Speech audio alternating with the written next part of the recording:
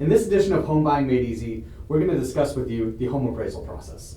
Now, Dustin, what exactly is a home appraisal? So a home appraisal is when we send an appraiser is someone who's licensed, certified, and college educated, out to the property that the home buyer is buying or that we as a lender are financing. And that home appraiser is going to go inside of the property, take pictures. They're going to measure the square footage, count the bedrooms and bathrooms.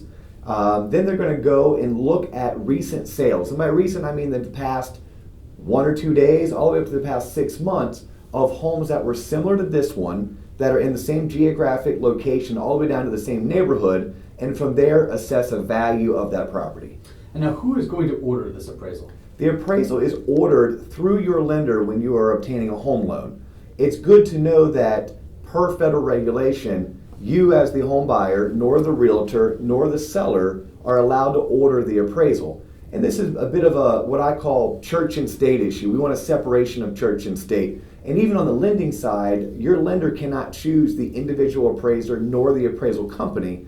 Your lender is actually going to have a set, usually anywhere between 6 to 12 appraisal companies that they have vetted, and they're going to randomly select one of those companies to go out and appraise your home.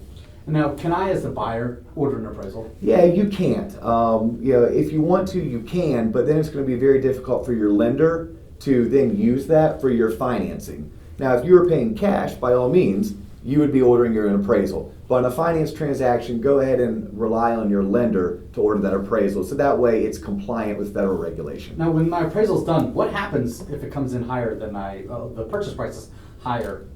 So if the appraisal comes in higher than the purchase price, I say, high five, that's fantastic. We call that insta equity. It's good to know that the appraisal is only good for 90 days, but at least for the next 90 days, you know that you have insta equity in your property. And then on the opposite side of that, what happens if the appraisal comes in lower than what I'm purchasing the house for? So a low appraisal is not a bad thing, but a low appraisal is going to force you to go back to the seller, and 9 times out of 10, you're going to renegotiate, and you're probably going to renegotiate down to the appraised value. Now, there are times where the seller is going to put their heels in the sand, and you as a buyer might be like, yep, I'm willing to pay a few $1,000s more than what the home appraised for, and you all move on. Now, if a low appraisal impacts financing, I have a question for you as the home loan expert.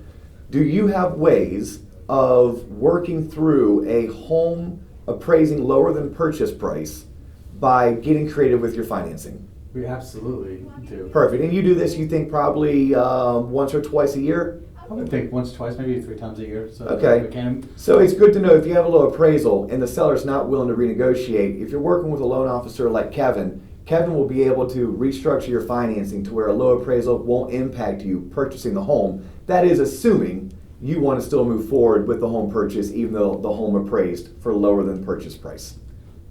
This concludes this edition of Home Buying Made Easy.